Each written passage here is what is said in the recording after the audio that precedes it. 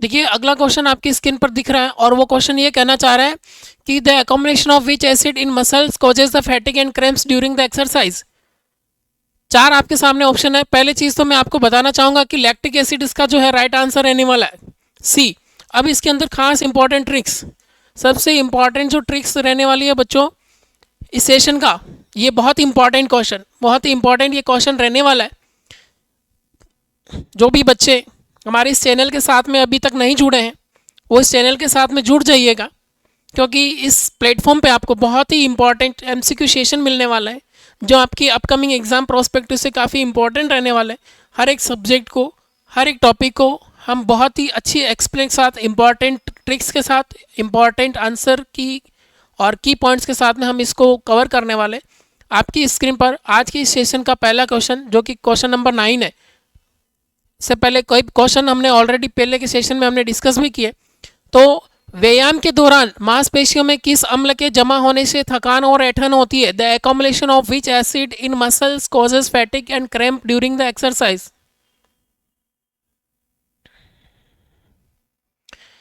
पहला मैं आपको बात बताऊंगा कि लैक्टिक एसिड की क्वेश्चन ये पूछ रहे हैं कि बच्चों किस अम्ल के जमा होने के कारण थकान और ऐंठन होती है, मसल्स क्रैम्प्स आता है।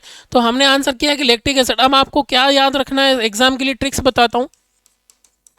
जब भी मोस्टली जब भी क्रैम्प्स आते हैं, जब भी ऐंठन होती है, तो बच्चों सबसे ज़्यादा जो ऐंठन होती है वो किस में होती है? वो लेग में होती है। सबसे पहले जो आते हैं लेग में, किस में? लेग में, पैर में मांसपेशियों के अंदर खिंचाव आता है। आपने देखा होगा कई स्पोर्ट्स पर्सन क्रिकेट खेलने के दौरान, कबड्डी खेलने के दौरान एकदम अपना पैर पकड़ के एक ही जगह बैठ जाता है, क्योंकि उनकी मांसपेशियों में खिंचाव आ जाता है। वो किस वजह से होता है? एक अम्ल की वजह से। तो आपको याद रखना है कि बताया था सर ने कि muscles causes फैटिक and cramps, muscles में क्रैम्प आता है। तो बताया था कि सबसे पहले लेग में, मैं याद रखने के लिए बता रहा हूँ, मैं ये बात याद रखने बता रहा हूँ, लेग में आता है। और लेग का देखिए बच्चों पहला जो लेटर है वो एल है, पहला जो लेटर है वो एल है। और इधर देखिए चार जो ऑप्शन आपको देख रहे हैं इसमें भी पहला लेटर एल, एल को एल से मिला दीजिए तो आपको याद रहेगा कि लैक्टिक एसिड, आपको याद रहेगा लैक्टिक एसिड। नेक्स्ट क्वेश्चन आपकी स्क्रीन पर पढ़िए बच्चों। कुछ आज लाइव में कुछ टेक्निकल थोड़ा सा इश्यूज है, मैं उसको करेक्ट कर रहा हूँ।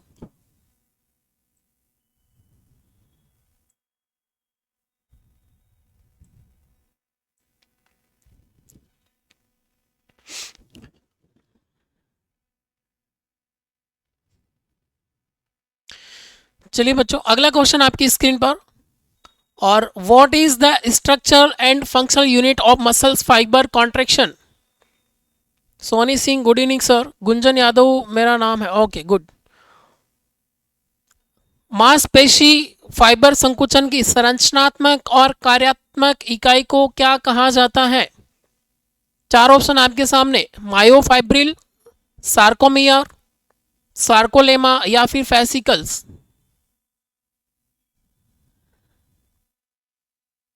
कई बच्चे सी कर रहे हैं, कई बच्चे बी इसका आंसर कर रहे हैं। मैं आपको बताना चाहूंगा बच्चों जब भी ऐसा क्वेश्चन आए तो इसका आंसर आपको करना है B, sarcomere, structure and functional unit, structure and functional unit of a muscles fibre contraction. तो आपको बताना है सार्कोमियर। सार्कोमियर जो होता है इसका मुख्य काम होता है मसल्स का कॉन्ट्रेक्शन करवाना।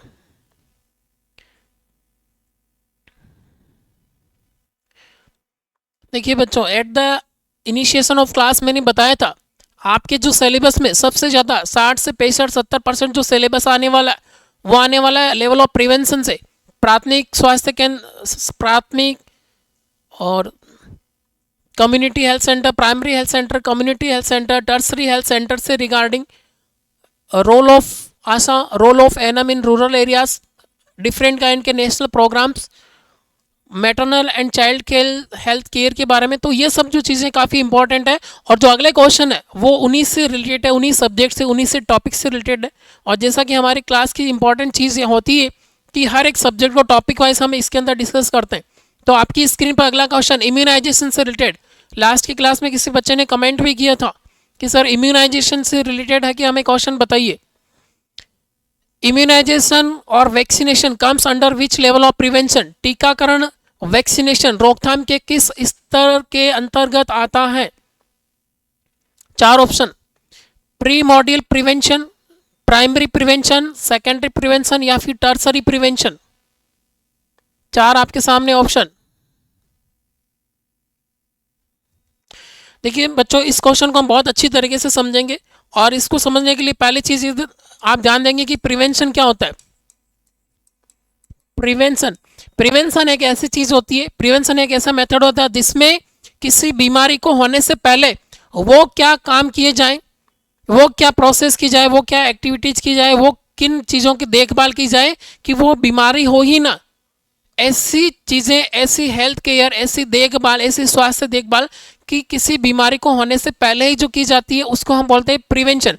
चार तरह के मोस्टली प्रिवेंशन होते हैं, primordial prevention, primary prevention, secondary prevention, tertiary prevention और एक क्वाड्रिक प्रिवेंशन भी होता है, चतुर्थ रोकथाम जिससे अपन बोलते हैं। लेकिन यहाँ हमारे ऑप्शन के अंदर चार दे रखे हैं प्री मॉड्यूल। सबसे पहले हम इसको समझेंगे कि प्री मॉड्यूल क्या होता है। मैंने कहा था हमारी क्लास की इंपॉर्टेंट चीज़ कि इससे रिलेटेड जो आंसर है वो तो हम डिस्कस करते ही, लेकिन चार ऑप्शन है, चार ऑप्शन से रिलेटेड कितने क्वेश्चन में है कि सवाल बन सकते हैं, वो चीज़ भी है कि हम डिस्कस करेंगे।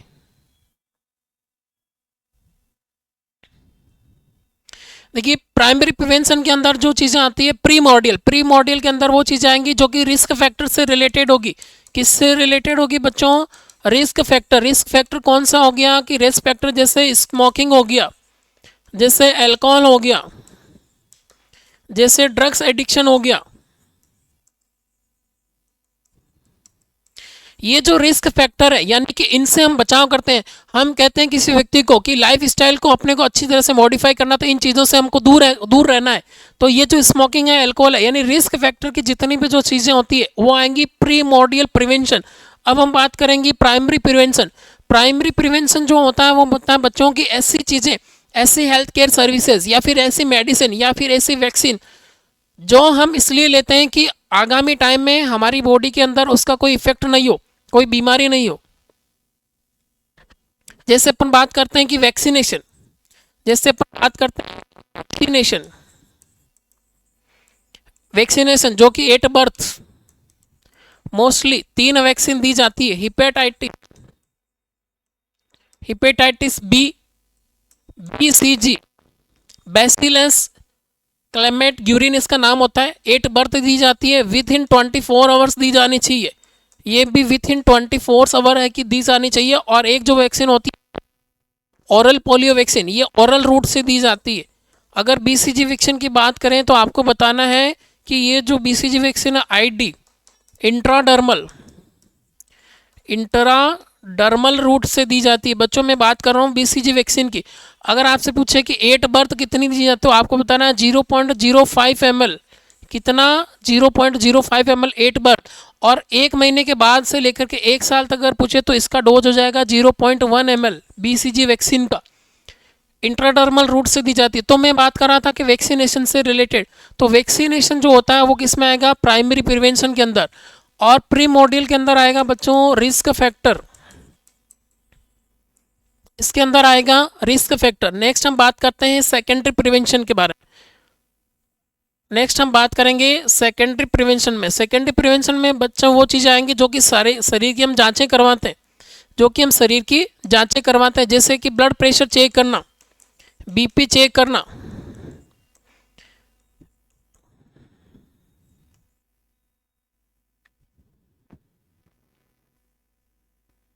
स्क्रीनिंग टेस्ट यानी किसी भी तरह के कैंसर को डिटेक्ट करने के लिए, बीमारी का पता लगाने के लिए जो चीज़ें की जाती है उन्हें अपन बोलते हैं स्क्रीनिंग टेस्ट। यानी कि हम ओवरऑल कह सकते हैं कि निदान यानी कि डायग्नोसिस किसी भी तरह की जांच, किसी भी तरह का, जैसे कि BP चेक करना है, पल्स कितनी चल रही है वो चेक करना है, टेम्परेचर कितना है वो हम चेक कर रहे हैं। चेक करने से क्या होगा? चेक करने से ये होगा कि हमें पता चलेगा कि इस पेशेंट के अंदर किस तरह की बीमारी है, क्या इसके अंदर प्रॉब्लम है। उस प्रॉब्लम से बचने के लिए जो चीज़ें हम ढूंढते हैं ताकि हमें जल्दी से पता लगे बीमारी क्या है और जल्दी से जल्दी उसका उपचार किया जाए। तो डायग्नोसिस याद रखना, डायग्नोसिस एंड अर्ली डिटेक्शन, वो जो चीज़ें आएंगी वो आएंगी आपके सेकेंडरी प्रिवेंशन में।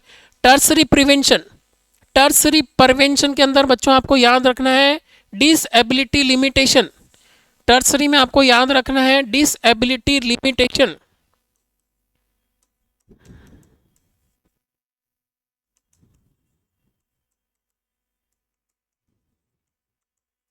डिसएबिलिटी लिमिटेशन, डिसएबिलिटी लिमिटेशन का मतलब ये हो गया कि जैसे गैंग्रीन हो गया, एक किसी पेशेंट को है कि गैंग्रीन हो गया पैर में, और नौबत ये आ गई कि अब उसका पैर जो है बॉडी से एम्पुटेट करना पड़ेगा। बच्चों, एम्पुटेट का मतलब हुआ कि शरीर से काटना पड़ेगा, अलग करना पड़ेगा। तो क्या उसमें हम ऐसा ट्रीटमेंट कर सकते हैं, क्या इसके अंदर ऐसा उपचार कर सकते हैं जिसकी वजह से उसके पैर को नहीं काटना पड़े, उसको विकलांग होने से हम बचा सकते हैं? तो सीधा सा सिंपल से याद रखना, विकलांग होने से बचाने के लिए जो भी प्रिवेंशन किया जाएगा वो तृतीय में आएगा, तीसरे में। चारों चीज़ों को फिर से मैं एक्सप्लेन कर रहा हूँ, सुन लेना अच्छी तरह। प्री मॉड्यूल में रिस्क फैक्टर्स आएंगे, रिस्क फैक्टर से बचने के लिए जो इंतजाम किए जाते हैं, जो उपाय किए जाते हैं, वो आएंगे pre module prevention. Primary prevention में बच्चों आपका आएगा वैक्सीनेशन। सेकेंडरी में जो बच्चों आएगा वो आएगा आपका अर्ली डायग्नोसिस एंड डिटेक्शन, किसी भी बीमारी का पता लगाना, जैसे बीपी चेक करना, कोई जांच कराना, स्क्रीनिंग टेस्ट कराना। और टर्सरी प्रिवेंशन के अंदर डिसएबिलिटी लिमिटेशन, यानी कि डिसएबिलिटी लिमिटेशन, किसी भी पेशेंट को स्पेसिफिक डिसएबिलिटी लिमिटेशन, यानी कि उसकी शारीरिक जो विकलांगता है उसे रोकने के लिए जो काम किया जाता है उससे अपन बोलते हैं डिसएबिलिटी लिमिटेशन। और इससे रिलेटेड इम्यूनाइजेशन से रिलेटेड, वैक्सीनेशन से रिलेटेड, लेवल ऑफ प्रिवेंशन से related, primary secondary tertiary health care services से रिलेटेड एक बहुत ही important MCQ session, class session मैंने एक अपलोड कर रखा है, बताऊंगा अभी आपको उसके अंदर भी कि आप देख सकते हैं।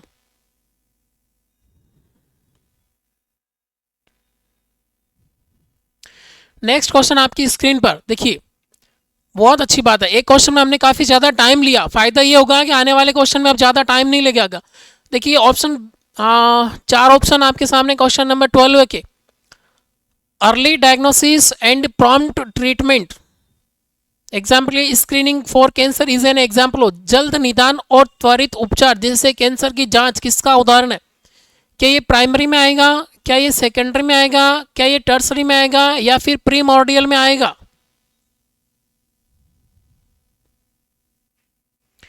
नेहा ठाकुर कह रही है कि मैं देखी हूँ सर, बिल्कुल, और बच्चों को भी बताना, और सब बच्चों को भी है कि आप शेयर करें। देखिए प्री मॉड्यूल प्रिवेंशन के अंदर मैंने आपको बताया था कि आएगा, इसमें रिस्क फैक्टर हमने पढ़ा था, रिस्क फैक्टर, और प्राइमरी इसमें प्री मॉड्यूल में पढ़ा था हमने रिस्क फैक्टर, प्राइमरी में हमने पढ़ा था वैक्सीनेशन, और सेकेंडरी जो होता है वो उसके अंदर आएगा, जो कि हमारा क्वेश्चन हमसे पूछ लिया है। इसका पहले मैं आपको बता दूं राइट आंसर रहने वाला है, यानी कि किसी भी रोग का निदान और उपचार, जैसे अपन बात कर लें अर्ली डायग्नोसिस एंड ट्रीटमेंट, अगर ये पूछा जाए किसी बीमारी का जांच करना, डायग्नोस करना, अर्ली स्क्रीनिंग करना, ये जो आएगा ये आएगा आपका सेकेंडरी प्रिवेंशन के अंदर। नेक्स्ट क्वेश्चन आपकी स्क्रीन पर, अगला question, prevention of the emergence और development of risk factor in a population is known, किस जनसंख्या में जोखिम कारकों के उभरने या विकसित होने को रोकना क्या कहलाता है? इस जनसंख्या में जोखिम वाले जो कारक होते हैं फिर विकसित होने से रोकने को क्या कहा जाता है? जैसे तरह का नशा करने से रोकना, एल्कोहल लेने से रोकना, स्मोकिंग से रोकना, और रिस्क फैक्टर जैसे इंडस्ट्रियल फैक्टर हो गया, बहुत ज़्यादा इंडस्ट्रीज हो रही है, धुआं हो रहा है, स्मोक हो रहा है, तो वहाँ पर एक लंग्स से रिलेटेड रेस्पिरेटरी डिजीज हो सकती है, तो उन इंडस्ट्रीज को शहर से दूर विस्थापित करना, ऐसा ही सवाल है कि ये किसका एग्जाम्पल, ये जो एग्जाम्पल है किसका एग्जाम्पल है? गुड, रेनू यादव ने बहुत अच्छा जवाब दिया है, really very proud of you Renu Yadav, बहुत तुरंत जवाब दिया कि सर प्री मॉड्यूल, मैं अच्छी तरह से एक्सप्लेन कर रहा हूँ कि जो रिस्क फैक्टर है पॉपुलेशन को दूर, पॉपुलेशन एरिया से, और जहाँ पर ज़्यादा डस्ट होती है, डस्ट की वजह से है कि हो सकता है कि लंग्स से रिलेटेड या फिर ऐसी बीमारियाँ जो कि वाटर बाउंड डिजीज़ होती है, तो पानी का शुद्धिकरण करना, पानी के लिए आरओ प्लांट लगाना, ये क्या करता है? ये हमारे रिस्क फैक्टर जोखिम यानी वाटर से होने वाली इन्फेक्शियस बीमारियों को रोकता है, तो ये जो काम है जो मैंने आपको बताया कि अच्छे पानी की व्यवस्था करना, स्वच्छ पानी की व्यवस्था करना, फ्री फ्रॉम इन्फेक्शन, इंडस्ट्रीज को दूर विस्थापित करना जिससे कि लंग्स की डिजीज ना हो, तो ये जो है रिस्क फैक्टर के अंदर आती है। किसमें? रिस्क फैक्टर में। और प्री मॉर्डियल प्रिवेंशन के अंदर हम इसको पढ़ेंगे, प्री मॉर्डियल प्रिवेंशन। राइट आंसर है प्री मॉर्डियल प्रिवेंशन। ऑलरेडी अपन ने डिस्कस किया है कि ये आएगा सेकेंडरी प्रिवेंशन।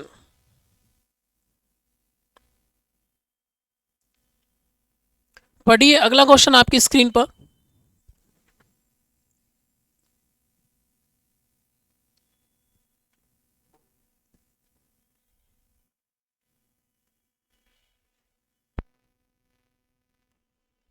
Hello hello.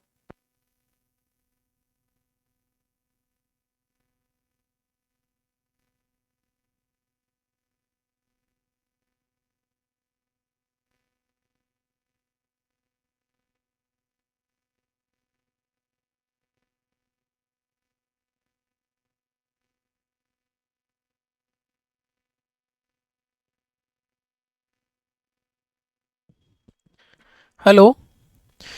बच्चों अगर आप मेरी आवाज़ को सुन पा रहे हैं, मेरी आवाज़ आपके पास ठीक से आ रही है, तो ज़रूर से आप है कि रिप्लाई ज़रूर करें। स्ट्रोक के बाद मरीज की कार्यक्षमता वापस लाने के लिए पुनर्वास, रिहैबिलिटेशन किसका हिस्सा है?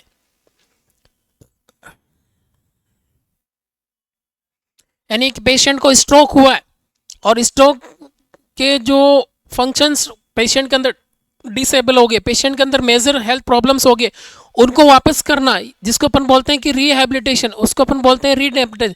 ये किसका आंसर है? देखिए ऐसे सवाल मैंने कहा था एमसीक्यू सेशन के अंदर ऐसे चीज़ें भी मैं आपको बताऊंगा बहुत ही आसान ट्रिक्स के साथ में, जब आपको डायरेक्ट ऐसा। फिर से मेरी बात, सारे बच्चों अपने वॉल्यूम अच्छे से बढ़ा लेना, इतनी वॉल्यूम कर लेना आप कान तक आपकी आवाज़ आए, और आप मेरी बात को अच्छी तरीके से सुन लो, एग्जाम में हेल्प करेंगी।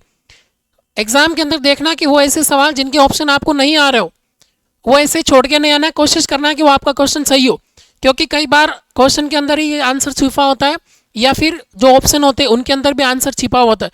डायरेक्ट जब आपको ऑप्शन नहीं आ रहे तो एक एक ऑप्शन को पढ़ना है, और आपका ऑटोमेटिकली है कि राइट आंसर है कि अपने आप आ जाएगा, ये कि आप थोड़ा सा है कि दिमाग लगे।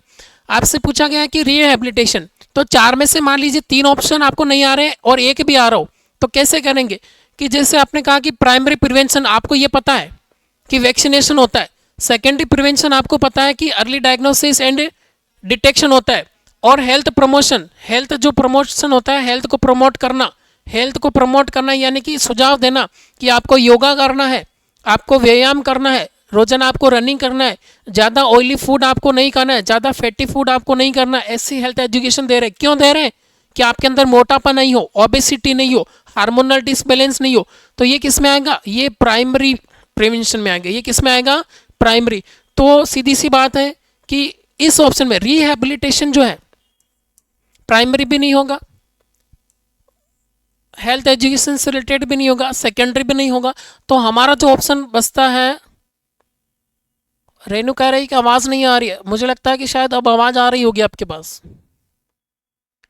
तो इसका जो ऑप्शन है वो होगा बच्चों टर्सरी प्रिवेंशन। इसका जो ऑप्शन है टर्सरी प्रिवेंशन, यानी सी जो है इसका राइट आंसर रहने वाला है।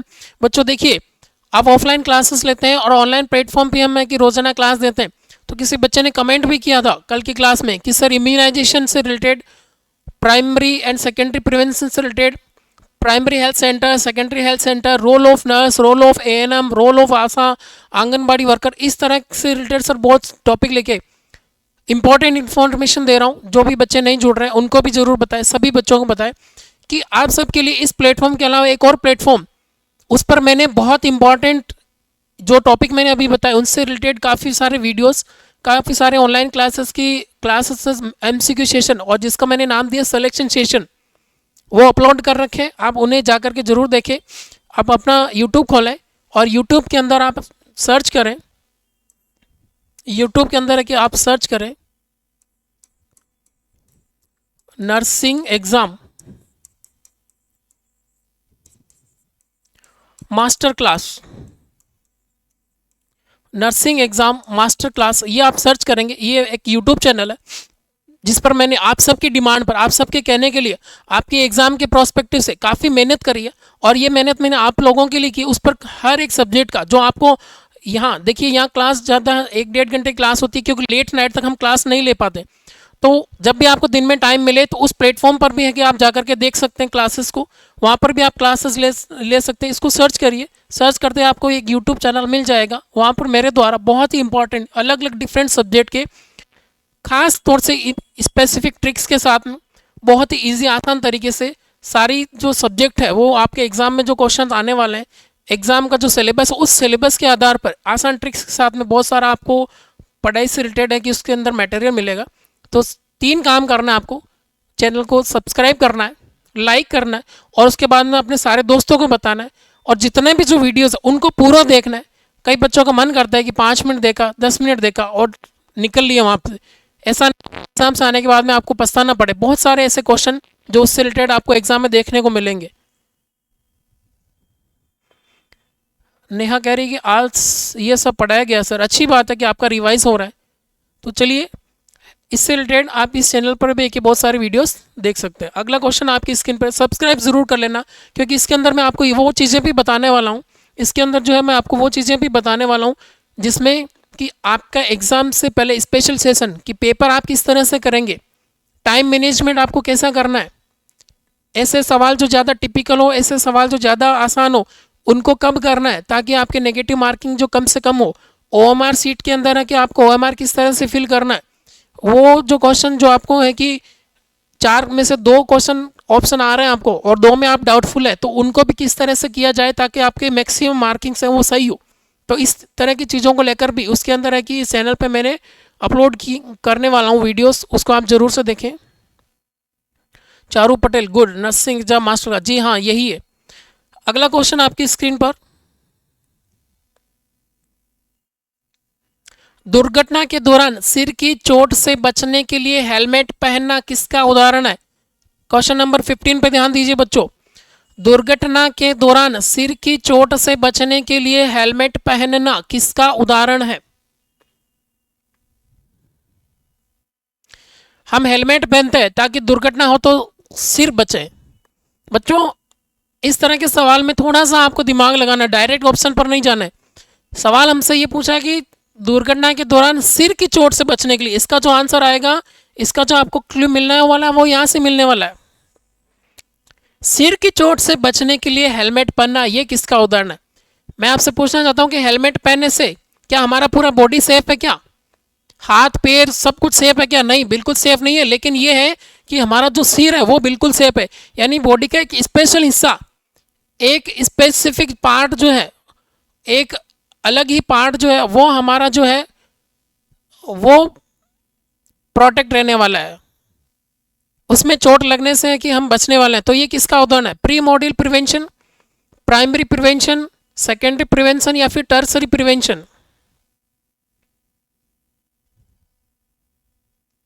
4 आपके सामने ऑप्शन। क्या ये रिस्क फैक्टर है, क्या ये रिस्क फैक्टर में आता है, क्या प्राइमरी रोकथाम के अंदर आता है, क्या ये सेकेंडरी में आता है या फिर टर्सरी में। बी बिल्कुल राइट आंसर है, प्राइमरी प्रिवेंशन, यानी कि चोट से बचने के लिए हमने ये हेलमेट लगाया ये। और देखिए, अगर ऑप्शन में ऐसा होता कि स्पेसिफिक प्रोटेक्शन,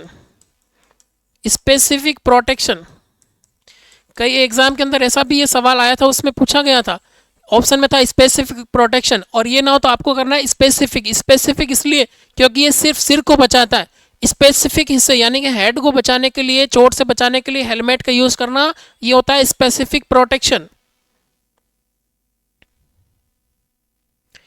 पढ़िए बच्चों, अगला क्वेश्चन आपकी स्क्रीन पर, बहुत ही अच्छा क्वेश्चन है।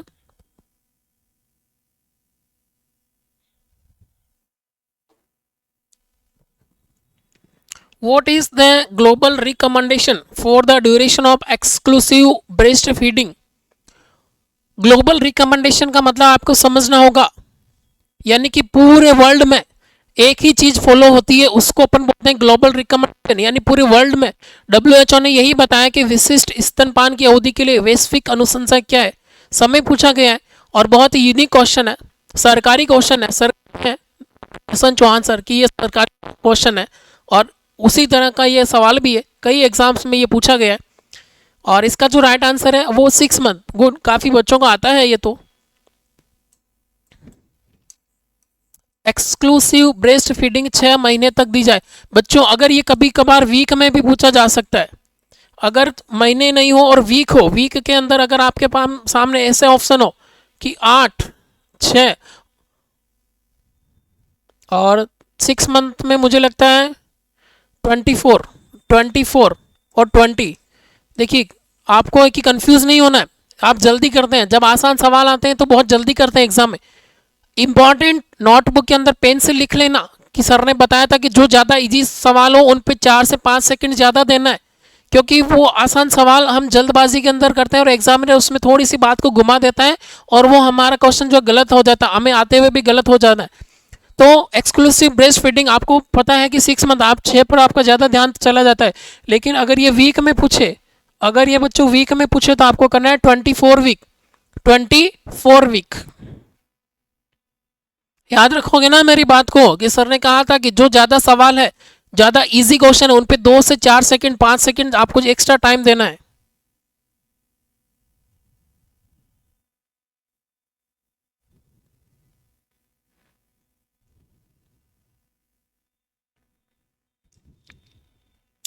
चलिए अगला क्वेश्चन आपकी स्क्रीन पर, which hormone is primarily responsible for the ejection और लेट डाउन ऑफ मिल्क।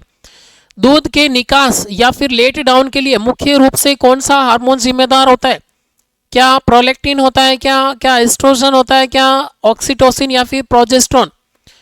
यानी कि निपल से, ब्रेस्ट के निपल से मिल्क इजेक्ट कौन कराता है, कौन सा हार्मोन होता है? ऑक्सीटोसिन, बिल्कुल ऑक्सीटोसिन हार्मोन जो होता है, ये जो आपका राइट आंसर रहने वाला है ऑक्सीटोसिन हार्मोन।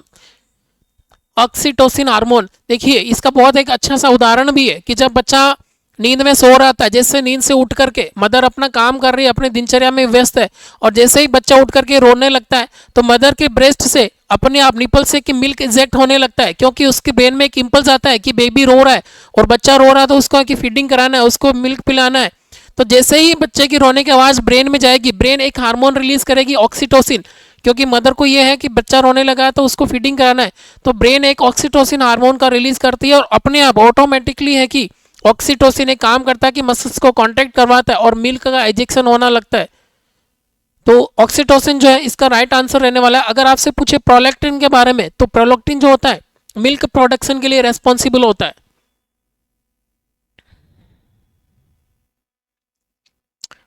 नेक्स्ट क्वेश्चन आपकी स्क्रीन में, माँ द्वारा उत्पादित गाढ़े पीले रंग के पहले दूध को क्या कहा जाता है? ये भी बहुत अच्छा क्वेश्चन है बच्चों। What is the thick yellowish first milk produce by the mother called? What is the thick yellowish first milk produce by the mother called? माँ जो पहला मिल्क है बच्चे को पिलाती है उसे क्या कहते हैं? फॉर मिल्क, हिंद मिल्क, क्लोस्ट्रम या फिर संक्रमण कालीन दूध?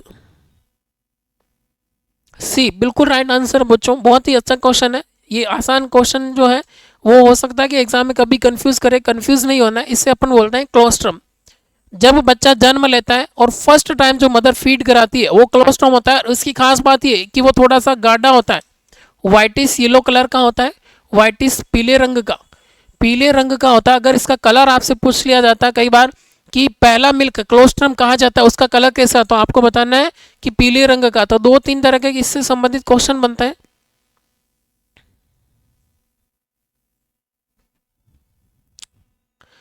चलिए बच्चों अगला क्वेश्चन आपकी स्क्रीन पर, exclusive breast feeding means the infant receive only breast milk, which of the following is not allowed.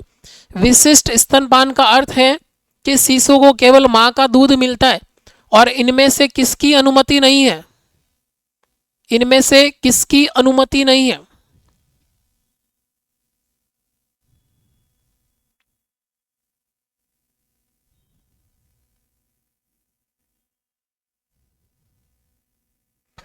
Exclusive breast feeding के दौरान इनमें से ऐसा कौन सा ऑप्शन है जिसकी अनुमति नहीं है? देखिए बच्चों को अगर डायरिया और वॉमिटिंग होगा 6 महीने के दौरान तो जाहिर सी बात है कि उसकी कुछ इलेक्ट्रोलाइट्स जो है वो एलिमिनेट हो जाएंगे, बॉडी से इलेक्ट्रोलाइट जो है कि वो बाहर आएंगे और उससे रिप्लेस करने के लिए हमें कि ORS देना होगा। बी ऑप्शन कह रहा है कि ड्रॉप्स ऑफ विटामिन और मिनरल्स, बिल्कुल विटामिन ए की डोज दी जाती है at the time of birth, day first ही दी जाती है। और प्लेन वाटर, क्या सादा पानी पिलाते हैं क्या बच्चों को 6 महीने के दौरान, पानी पीने को दिया जाता है क्या। और डी कह रहा है कि नेसेसरी मेडिसिन, अगर जरूरत पड़ गई बच्चे के अंदर, मान लीजिए किसी भी तरह की कोई हेल्थ इश्यूज हो गया और डॉक्टर ने एडवाइस किया कि मेडिसिन देना है बच्चे को ठीक करने के लिए, तो मेडिसिन भी दी जाती है, लेकिन पानी नहीं दिया जाता है। 6 महीने के दौरान बच्चों को पीने के लिए पानी नहीं पिलाया जाता है, ओनली मदर्स मिल्क उसको दिया जाता है। और ज़रूरत पड़ने पे ORS कभी कभार उसको दिया जा सकता है, ताकि जो इलेक्ट्रोलाइट्स लॉस हो गए उनका रिप्लेसमेंट हो सके। तो इसका जो आंसर रहने वाला है वो सी।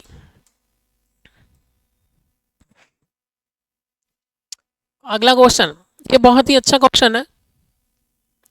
सामान्य प्रसव के बाद आदर्श रूप से कितने समय के भीतर स्तनपान शुरू कर देना चाहिए।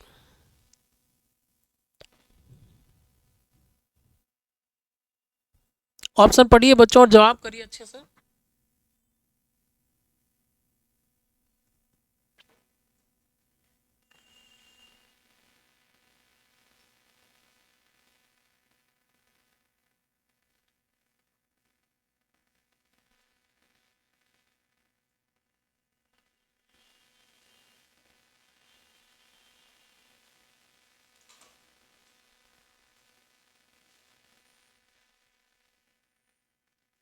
देखिए, चार ऑप्शन है कि सामान्य प्रसव के बाद आदर्श रूप से कितने समय के भीतर स्तनपान शुरू कर देना चाहिए। 30 मिनट से 1 घंटे के भीतर, 6 घंटे के भीतर, 12 घंटे के बाद, या फिर जब बच्चा पहली बार रोए। तो देखिए बच्चों, एक जो डी ऑप्शन है इसको तो सबसे पहले हटाइए आप।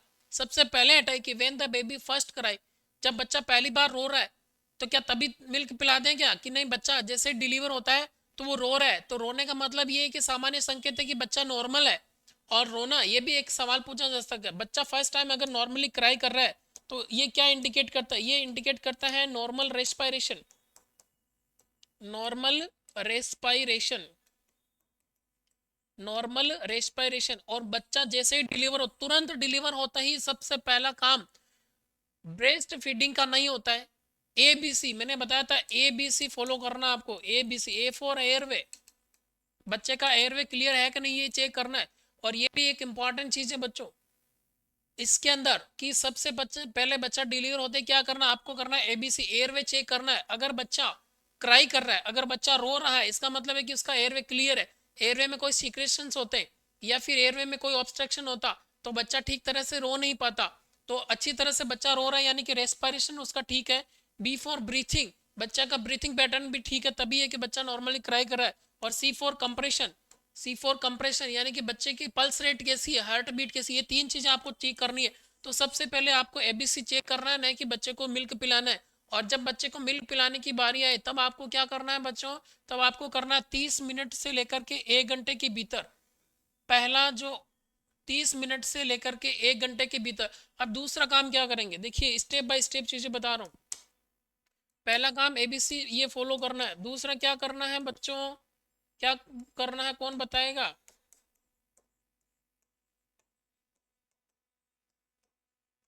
Kangaroo mother care, KMC, kangaroo mother care, यानी बच्चे को मदर के बीच में, मदर के चेस्ट के बीच में है कि बच्चे को लिटा देना है। और कंगारू मदर केयर KMC का मुख्य उद्देश्य क्या होता है, प्राथमिक अगर आपसे उद्देश्य पूछ लिया जाए कंगारू मदर केयर का, तो आपको बताना है maintain and regulating the temperature of newborn baby. जो बच्चा नवजात बच्चा है उसका टेम्परेचर मेंटेन रहे माँ की बॉडी से। अगर बच्चा चिपका रहेगा, चेस्ट के बीच में अगर लेटा रहेगा, तो बच्चे को है कि ठंड से बचाया जा सकता है, हाइपोथर्मिया से बचाया जा, ये उसका मुख्य उद्देश्य होता है। लेकिन 3-4 चीजें और भी होती है फॉर अच्छी ब्रेस्ट फीडिंग के लिए, कि बच्चा अच्छी तरह से फीड करे, बच्चे को इन्फेक्शन से बचा सके, बच्चा अपने आप को कंफर्टेबल सिक्योर फील करे, ये कई उद्देश्य होते हैं। लेकिन मुख्य उद्देश्य कंगारू मदर केयर का जो होता है वो क्या होता है, टेम्परेचर रेगुलेट करना। याद रखना, हर एग्जाम के अंदर पूछा गया है। तो पहला काम ABC चेक करना है, कंगारू मदर केयर करनी है। तब तक उसके बाद में आपको क्या करना है, अपगार स्कोर भी करना है बच्चों। ये भी हमने एक क्लास में डिस्कस किया था, कब किया जाता है, 1 मिनट और 5 मिनट पे, 1 मिनट और 5 मिनट पे। तो अखबार स्कोर जब आप एयरवे ब्रीथिंग सर्कुलेशन चेक करेंगे तो ये हो जाएगा। और मैंने पहले बताया था सबसे पहला काम यही करना है, 1 मिनट और 5 मिनट पर 20 मिनट तक करना है, हर 5 मिनट के अंतराल से करना है अखबार स्कोर। तब जाकर के बच्चे को कहेंगे कि बच्चा अब ठीक है और कोई रेस्पिरेटरी फिर कंपल्सरी प्रॉब्लम उसको नहीं है। बच्चे को 30 मिनट हो गए हैं, उस 30 मिनट से लेकर के 1 घंटे के भीतर जो है आपको फीडिंग करवा देनी है। पहला ऑप्शन जो है इसका राइट आंसर रहने वाला है।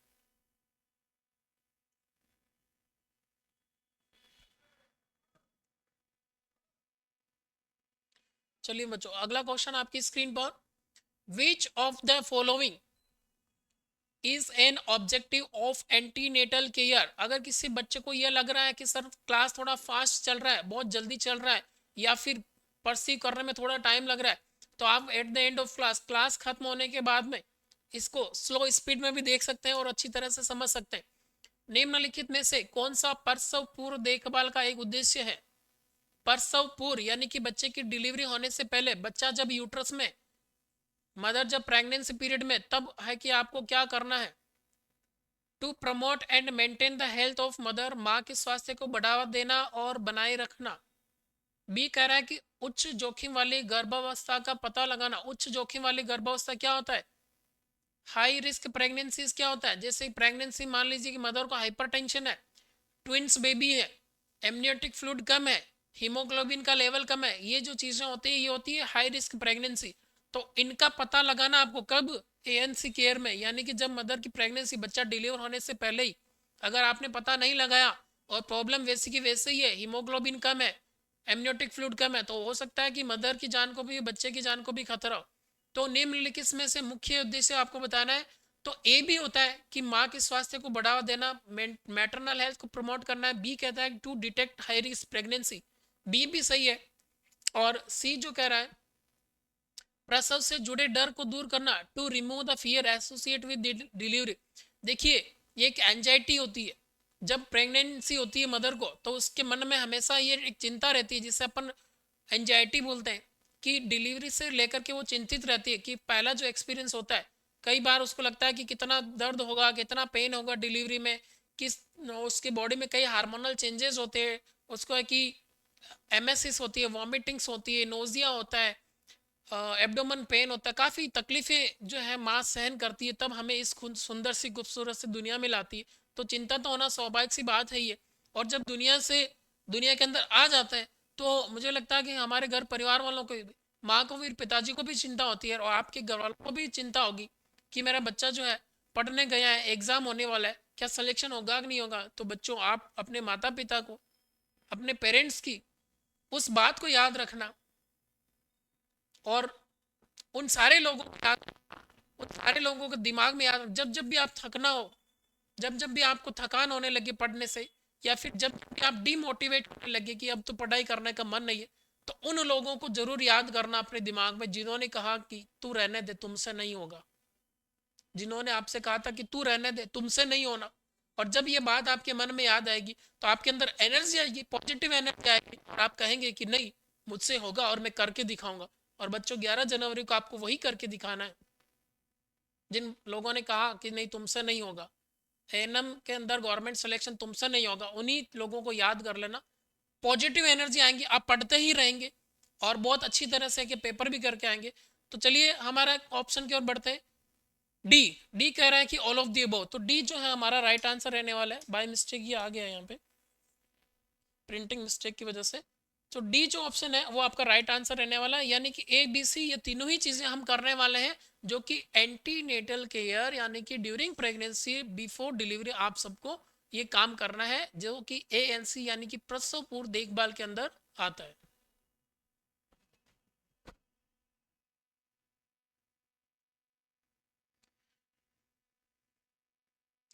निरूपमा राय कह रही है thank you sir, thank you dear.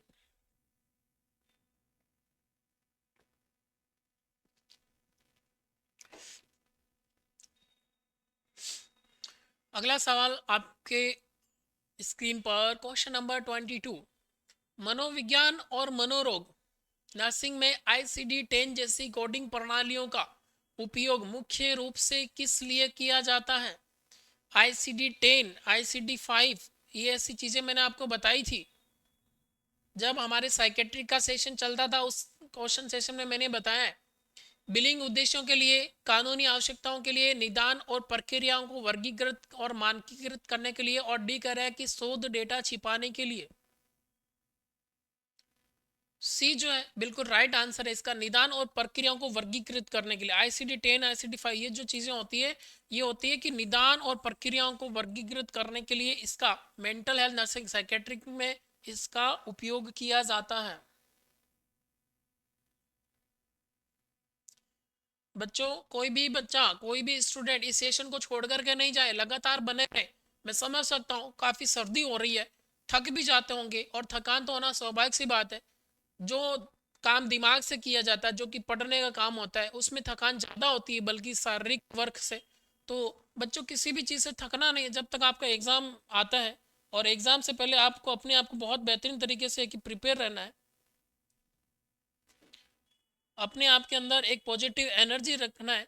और आपके लिए मैं कहना चाहूँगा कि खोल दे पंख मेरे, खोल दे पंख मेरे, कहता है ये परिंदा, अभी और उड़ान बाकी है। या आपको अपने आप से कहना है, खोल दे पंख मेरे, कहता है परिंदा, अभी और उड़ान बाकी है। जमीन नहीं है मेरी मंजिल, जमीन नहीं है मेरी मंजिल तो आसमान है, मेरी मंजिल तो आसमान अभी बाकी है। तो बच्चों, जो आपकी मंजिल है 11 जनवरी को, उसे हासिल करना आपको। कमेंट करके ये चीज़ आप ज़रूर से बताएं कि ये जो आपका सेशन है, सिलेक्शन सेशन, मास्टर क्लास, कैसी लगती है आपको, किस तरह से आप अपने आप को प्रैक्टिस कर रहे हैं, किस तरह से आप एग्ज़ाम को लेकर के अपने आप को प्रिपेयर कर रहे हैं।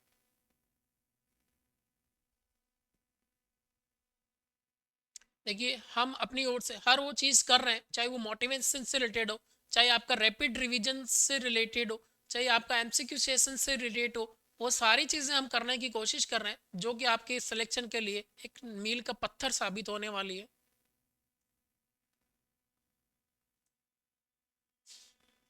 किस बीमारी से ग्रसित रोगी अनावश्यक ही बार बार हाथ धोता है?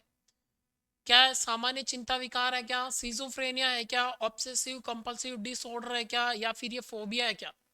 देखिए बच्चों, डी को तो पहले ही हटा दीजिए कि अगर ये फोबिया होता, तो अगर ये फोबिया होता तो ये फियर से रिलेटेड होता, यानी किसी स्पेसिफिक बीमारी से रिलेटेड होता, स्पेसिफिक डर से रिलेटेड होता। और सीजोफ्रेनिया होता है, जो मैंने बताया था, मेजर फंक्शनल साइकोटिक डिसऑर्डर होता है। सीजोफ्रेनिया होता है वो मेजर होता है, major functional psychotic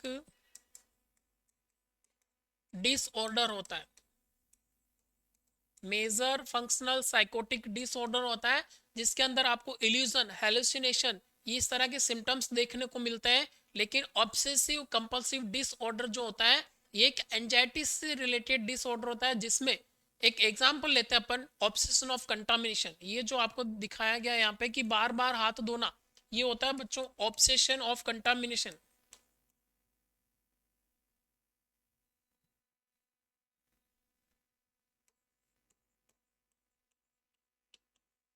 obsession of contamination,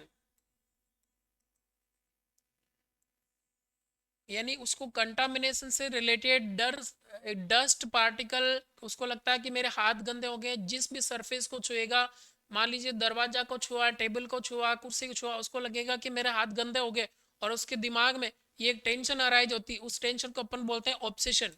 और वो उसको कम करने के लिए, मैंने लास्ट की क्लास में बताया था बच्चों, उसको कम करने के लिए वो एक्टिविटी करता है। वो एक्टिविटी क्या करता है? बार बार हाथ धोता है, हैंड वॉशिंग करता है, और इससे अपन क्या बोलेंगे? कंपल्सन। तो कभी कभार होता है एग्जाम में, आपसे ये भी पूछा जा सकता है कि एक व्यक्ति है, ऐसा मान लीजिए क्वेश्चन आ गया, एक व्यक्ति है जिसको बार बार ये चिंता सताती है कि मेरे हाथ गंदे हो गए, इससे हम क्या कहेंगे? चार ऑप्शन कि obsession, compulsion, obsession and compulsion, none of the above. तो आपको करना है ऑब्सेशन, कि सिर्फ उसके माइंड में आया है कि मेरे हाथ गंदे हो गए, इतना अगर पूछे तो आपको करना है ऑब्सेशन।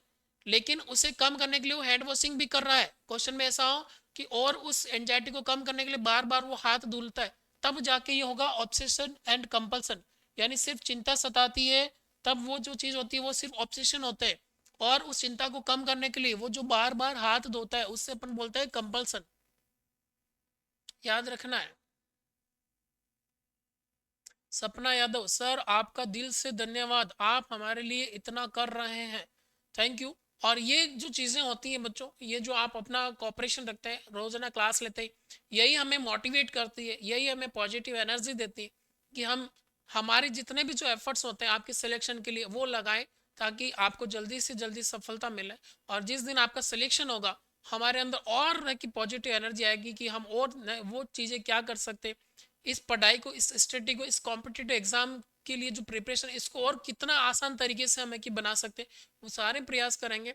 इसीलिए मैंने आपको जो चैनल बताया था उसको जरूर है कि लगातार आप दिखते रहें, फॉलो करें, सब्सक्राइब भी करें, क्योंकि वहाँ पर आपको मोटिवेशन से रिलेटेड, एग्जाम से रिलेटेड एक स्पेशल सेशन 10-11 जनवरी से पहले मैं लेके आने वाला हूँ, जिससे कि आपको एग्जाम के अंदर है कि अपने आप को किस तरह से प्रिपेयर होकर के जाना है, किन बातों का ध्यान रखना है, वो कौन सी चीज़ें हैं जो एग्ज़ाम में आपको नहीं करना है, वो कौन सी गलतियां हैं जिनसे आपको एग्ज़ाम के अंदर बच कर के रहना है ना। Nursing exam master class. चलिए अगला क्वेश्चन आपकी स्क्रीन पर।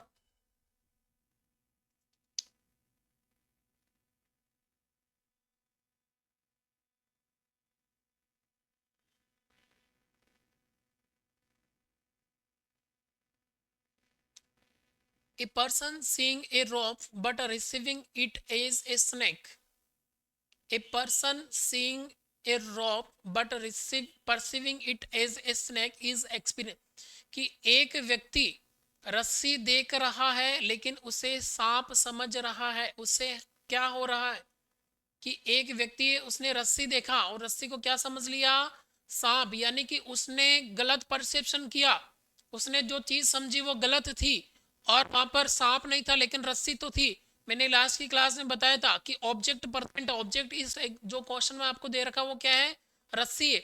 यानी रस्सी को सांप समझ लेना बच्चों, इससे क्या कहेंगे, इसे हम कहेंगे इल्यूजन। सी आपका बिल्कुल राइट आंसर रहने वाला है। लेकिन वहां पर रस्सी नहीं होती, कुछ भी नहीं होता, और वो कहता कि मुझे तो सांप दिख रहा है बिना ऑब्जेक्ट के। इसमें ऑब्जेक्ट होता है, ऑब्जेक्ट या फिर कोई स्टिमुलाई होता है, और इसमें कोई भी ऑब्जेक्ट या फिर स्टिमुलाई, स्टिमुलाई या ऑब्जेक्ट नहीं होता है। यानी एक मेंटल पेशेंट है, मानसिक रोगी है, उसके आसपास सराउंडिंग में कोई भी आवाज नहीं है, कोई भी वस्तु नहीं है, कोई भी व्यक्ति नहीं है, फिर भी वो कह रहा है कि मुझे कोई आवाजें सुनाई दे रही है, यानी कोई चीज नहीं है, मतलब कि स्टिमुलाई या ऑब्जेक्ट नहीं है, फिर भी उसे सुनाई दे रही है, तो वो होता है हेलुसिनेशन। और जो कि क्वेश्चन में दिया गया कि एक व्यक्ति है वो रस्सी देख रहा है, क्या देख रहा है, रस्सी। रस्सी क्या है, यहाँ पे ऑब्जेक्ट है, रस्सी क्या है बच्चों, ऑब्जेक्ट है, लेकिन उसने सांप समझ लिया, उसने क्या समझ लिया, सांप। तो इसे हम क्या कहेंगे, फॉल्स परसेप्शन है। ये क्या है, फॉल्स परसेप्शन, यानी कि उसका गलत दृढ़ निश्चय, गलत विश्वास है, तो इसको हम कहेंगे इल्यूजन। चीजें क्लियर है इल्यूजन और हेलुसिनेशन में। अब हम बात करते हैं कि डिल्यूजन क्या होता है। डिल्यूजन में आपको याद रखना है कि ये फॉल्स, यानी कि गलत भ्रम होता है, और इसकी खास बात यह कि दृढ़ दृढ़ विश्वास,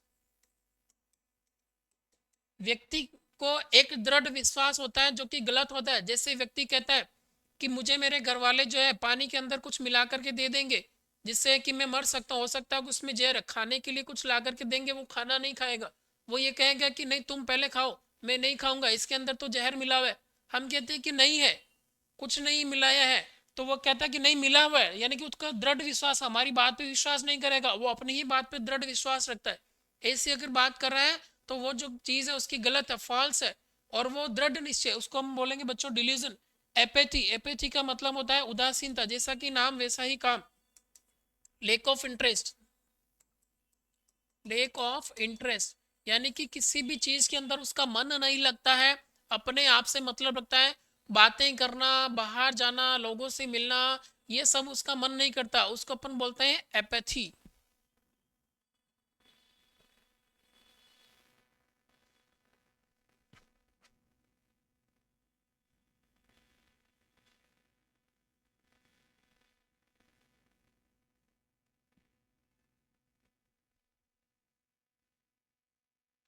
पढ़िए बच्चों अगला क्वेश्चन आपकी स्क्रीन पर, ये बहुत ही अच्छा क्वेश्चन है।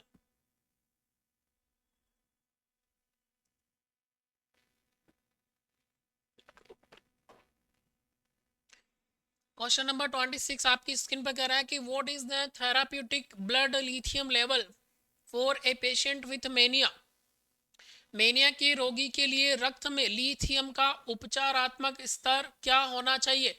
बच्चों, थेराप्यूटिक लेवल का मतलब होता है कि इतना लेवल जो उसके लिए नुकसानदायक नहीं है लेकिन उसके उपचार के लिए जरूरी है, उसको हम बोलते हैं थेराप्यूटिक लेवल।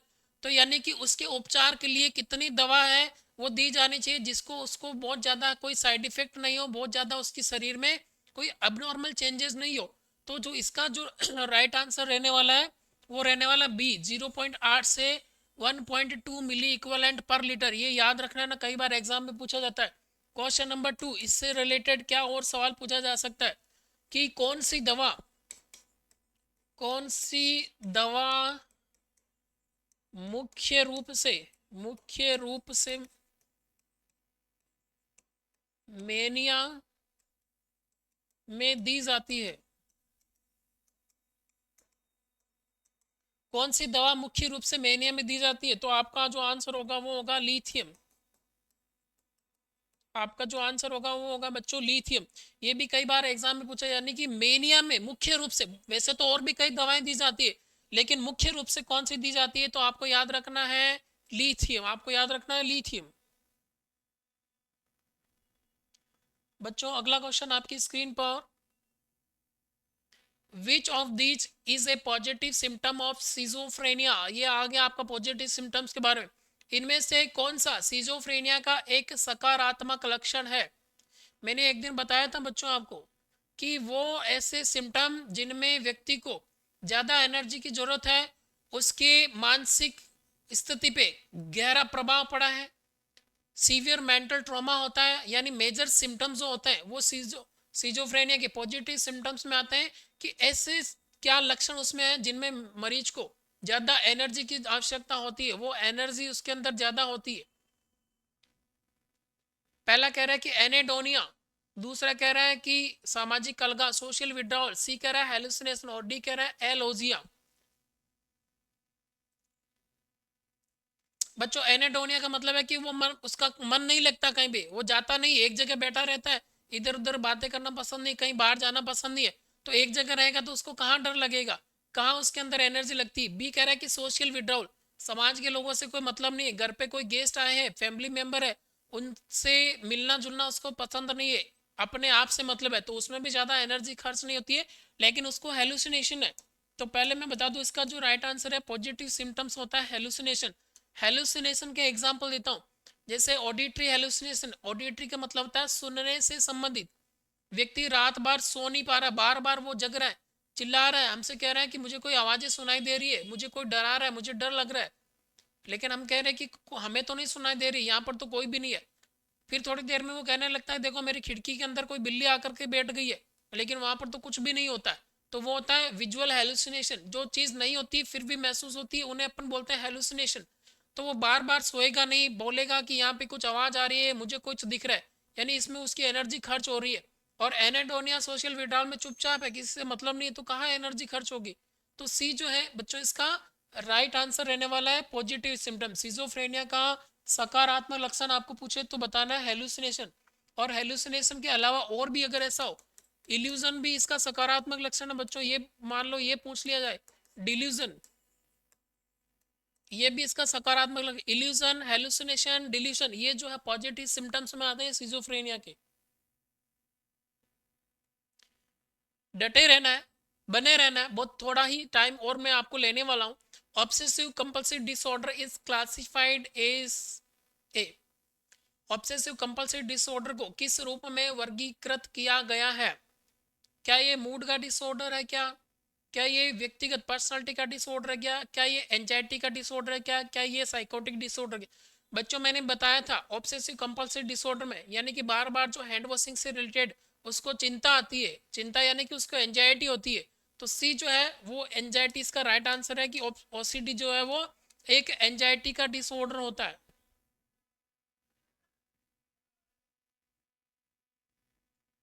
अगला क्वेश्चन आपकी स्क्रीन पर, the primary side effect of concern during ECT.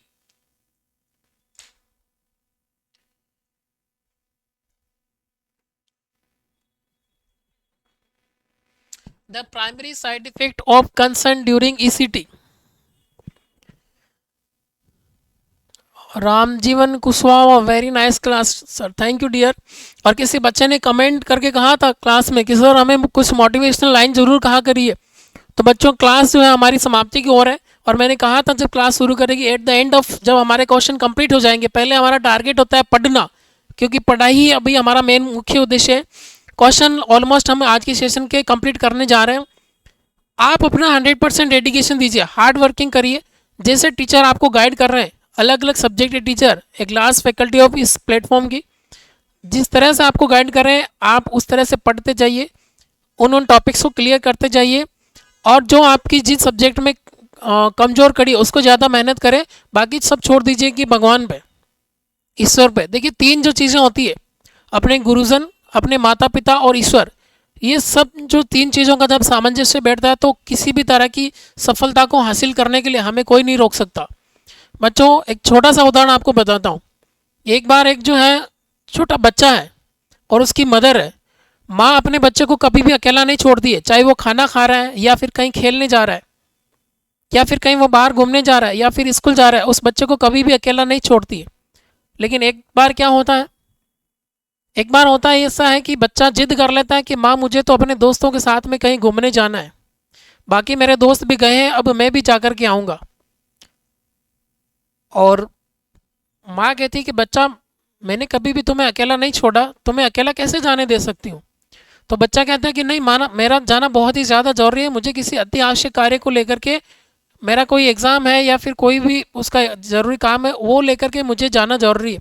तो उसकी माँ कहती है बच्चा अगर ठीक है तुम्हारा ज़रूरी है, तुम्हारी ज़िद ही है, तो तुम जाओ ज़रूर, लेकिन एक उसको चिट्ठी देती है, कागज़ का टुकड़ा देती है और उस चिट्ठी में कुछ लिख देती है और चिट्ठी को फोल्ड करके उसको दे देती है। और उससे एक बात जरूर बोलती है, बेटा इस चिट्ठी को तब तक मत खोलना रास्ते में जब तक तुम्हें डर ना लगे, जब तक तुम्हें घबराहट नहीं हो, जब तक तुम इनसिक्योर फील ना करो, यानी कि तुम्हें घबराहट होने लगे, तुम्हारा मन चिंतित होने लगे, तुम व्यतीत होने लगो, तुम्हें डर लगने लगे, ऐसी स्थिति जब आए तो जरूर इस है कि कागज को खोलना। बच्चा अपना बैग उठाता है, सफ़र की ओर निकल देता है, अपनी मंजिल की ओर निकल देता है। जैसे ही ट्रेन में जाकर के बैठता है कुछ सफ़र कटता है, लेकिन जैसे जैसे शाम ढलती है, रात होने लगती है, ट्रेन में बच्चे को कई तरह तरह के लोग मिलते हैं और बच्चों को डर लगने लगता है। बच्चा सोचता है कि इस ट्रेन में कोई भी व्यक्ति नहीं है जिससे मैं बात कर सकूं, जिससे मैं अपना मन बहला सकूं। और उससे है कि अलग अलग तरीके के स्टेशन, बाहर रात का अंधेरा रहता है, बच्चे का मन घबराने लगता है और डर लगने लगता है। उसी वक्त उसको याद आती है और वो ये कहता है कि मेरी माँ ने कहा था कि जब आपका मन घबराए तो ज़रूर इस मेरी पर्ची में लिखा हो तब खोलना, उससे पहले नहीं खोलना। तो बच्चा कहता है कि अब सही समय आ गया है कि इस पर्ची को खोलता हूँ। बच्चा पर्ची को खोलता है और उसमें बहुत ही सुंदर वाक्य पढ़ता है। पर्ची में लिखा होता है, और पर्ची में बहुत सुंदर सी बात लिखी होती है। उसमें लिखा होता है कि बेटा तुम घबराओ मत, तुम चिंता मत करो, तुम डरो मत, मैं तुम्हारे जस्ट पीछे वाले कोच में ही, पीछे वाली बोगी के अंदर ही तुम्हारे पास में बैठी हूँ, और जैसे ही तुम्हारा स्टेशन आएगा जहाँ तुम उतरोगे मैं तुम्हारे पास में आकर के तुमसे मिल लूँगी और आप आराम से सफ़र करो। बच्चा एकदम निश्चिंत हो जाता है, क्योंकि मन जो डर जो होता है, चिंता होती है, अपने मन की होती है। बच्चे का ऐसा लगता है कि मेरी माँ मेरे साथ में है, और बच्चा आराम से इत्मीनान से बहुत आरामदायक सफ़र पूरा करता है। जैसे ही स्टेशन पे वो उतरता है तो अपनी माँ को ढूंढता, माँ वहाँ नज़र नहीं आती, तब माँ को फ़ोन करता है और माँ से कहता है कि माँ आपने जो चिट्ठी दी थी उसमें तो कहा था कि मैं तुम्हारे पास में, तुम तो यहाँ कहीं दिखती ही नहीं हो। तो कहा था उसने कि बच्चों बेटा तुमने सिर्फ ये एहसास किया कि माँ तुम मेरे साथ में हो, इसीलिए तुम्हारा सफ़र आराम से कटा और तुम्हारी चिंताएं, डर, घबराहट सारी की है कि दूर हो गई। तो बच्चों यही चीज़ मैं आपसे भी कहना चाहूँगा कि अपनी मेहनत करो, अपना परिश्रम रखो, बाकी सब भगवान पे, अपने गुरुजनों पे, अपने माता पिता पे छोड़ दो। पेपर देने के दौरान जब भी आपको घबराहट हो, चिंता हो, तो एक इतना सा डीप ब्रीथिंग लेकर के ये सोचना कि मेरे साथ भगवान है, मेरे टीचर मेरे साथ पीछे खड़े हैं, और जो क्वेश्चन मुझे नहीं आ रहा है वो मुझे ज़रूर बताएंगे। अपने मन में जब आप सोचोगे तो आपके अंदर एक सकारात्मक पॉजिटिव एनर्जी का संचार होगा, और उससे कहीं कुछ हद तक जो आपकी डाउट्स होंगे, कुछ कन्फ्यूज़न होगा, आपका मन, आपका दिमाग संतुलन होकर के बहुत ही अच्छी तरह से एग्ज़ाम को क्लियर करेगा। ये मैं आपसे ज़रूर कहूँगा कि आप अपनी मेहनत को करते रहिए, बाकी सारी चीज़ें अपने पेरेंट्स पे, अपने ईश्वर भगवान पे जिन्हें आप मानते हैं उन पर छोड़िएगा। चलिए अगले क्वेश्चन की ओर बढ़ते हैं। ईसीटी के दौरान चिंता का प्राथमिक दुष्प्रभाव क्या होता है? ईसीटी के दौरान चिंता का मुख्य उद्देश्य क्या? The primary side effect of concern during ECT.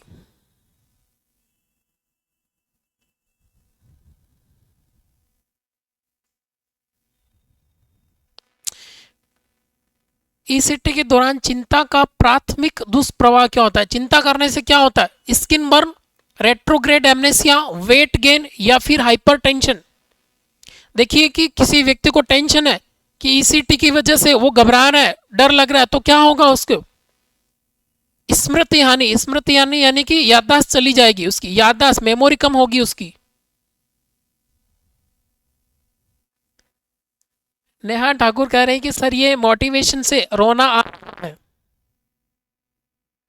रोने की जरूरत नहीं है बच्चों, पढ़ते रहिएगा।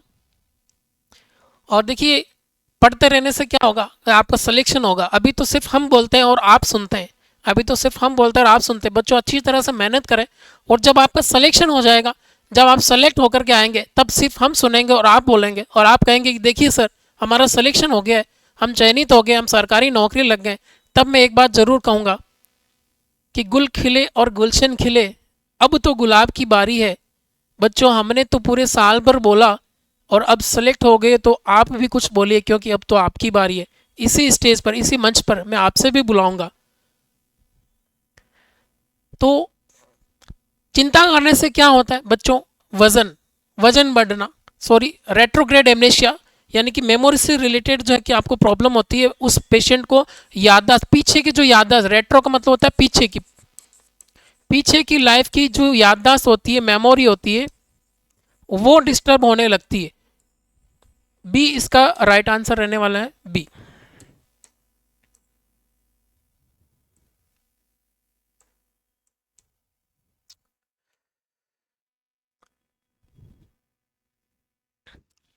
फाइनल क्वेश्चन आज की सेशन का।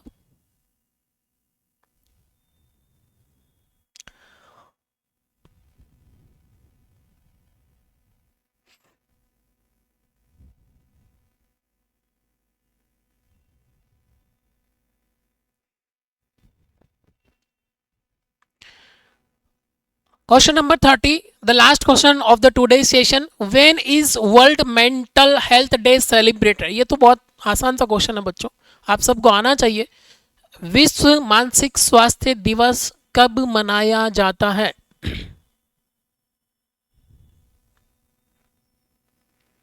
क्या 7 अप्रैल को, क्या 10 अक्टूबर को, क्या 1 दिसंबर को, क्या 12 मई को? देखिए बच्चों मैं आपको आंसर बताना चाहूँगा, याद रखने वाली बात है, इसको तो याद रखना है कि वर्ल्ड मेंटल हेल्थ डे कब मनाया जाता है। तो आपको याद रखना है 10 अक्टूबर। क्या याद रखना है? 10 अक्टूबर। बी इसका राइट आंसर है। लेकिन अगर आपको 12 मई के बारे में पूछा जाता है, तो ये तो जब आपने नर्सिंग में एडमिशन लिया डे फर्स्ट, उस दिन से ही जानते हैं, नर्सेस डे, नर्सेस डे। और देखिए आपको लोगों में ये सुंदर सी तस्वीर दिख रही होगी, जिसकी वजह से ही आज नर्सिंग में हमारा भविष्य। Florence Nightingale, the lady with the lamp, इनके जन्म के उपलक्ष्य में, याददाश्त में, ये 12 मई को हर साल मनाया जाता है इंटरनेशनल नर्सेस डे। और 1 दिसंबर का पूछा जाए तो इसका भी आपको पता होना चाहिए, कमेंट करके जरूर से बताएं कि 1 दिसंबर को क्या सेलिब्रेट किया जाता है। So these all are about the important selection session of the class. जो भी बच्चे इस सेशन में नहीं जुड़ पाए थे किसी कारणवश, at the end of session ये लाइव रहता है यूट्यूब चैनल पे, आप जरूर से इसे देखें। लास्ट में लाइक, देखिए मैं आपसे एक इंपॉर्टेंट चीज़ कहूँगा, आपसे रिक्वेस्ट भी करूँगा, लाइक करें, शेयर करें अपने दोस्तों को, और इस चैनल को ज़्यादा से ज़्यादा कि सब्सक्राइब करें। इससे फ़ायदा ये होगा कि इम्पॉर्टेंट जो सेशन है वो आपको मिलने वाला है। तो बच्चों बहुत ही अच्छी, आई होप कि आपका कोऑपरेशन भी मेरे साथ में रहा, अच्छा कोऑपरेशन रहा। कमेंट करके ज़रूर बताएं कि आज का सेशन कैसा रहा। मिलते हैं नेक्स्ट अगले सेशन की ओर बहुत ही बेहतरीन और एक लार्ज नंबर ऑफ क्वेश्चन के साथ में। देखिए बच्चों ये दिमाग में मत बैठाना कि 30 क्वेश्चन करे, हमने 30 नहीं करे। इस सेशन में 90, करीबन 90 से 100 सवाल हमने किए। एक एक क्वेश्चन में 4 4 ऑप्शन, 4 5 तरीके के क्वेश्चन हमने एक ही सोल्व किए। गुड। पूजा ने सही जवाब दिया है, जो 1 दिसंबर का पूछा है मैंने, world AIDS day. Good, thank you so much for your kind attention. और अगली क्लास के अंदर एक और नए टॉपिक के साथ में, एक अलग सब्जेक्ट के साथ में हम मिलते हैं, सेम चैनल पे, सेम प्लेटफॉर्म पे। तब तक के लिए आप सभी बच्चों को गुड नाइट, शुभ रात्रि। और मुझे लगता है कि मैं पहला व्यक्ति हूँ जो आप सभी को हैप्पी न्यू ईयर, नव वर्ष की हार्दिक शुभकामनाएं दे रहा हूँ। जो कि आपका नव वर्ष है वो कल से शुरू हो रहा है। अच्छी तरह से ये वर्ष बीता आपका, और आने वाला जो साल है वो आपकी जीवन में बहुत सारी खुशियाँ लेकर के आए। आप अपने माता पिता का, अपने पेरेंट्स का, और जिस भी गांव से आप रहते हैं उस गांव के अंदर आपका नाम रोशन हो, ऐसी शुभकामनाओं के साथ में शुभ रात्रि। Thank you for your kind attention.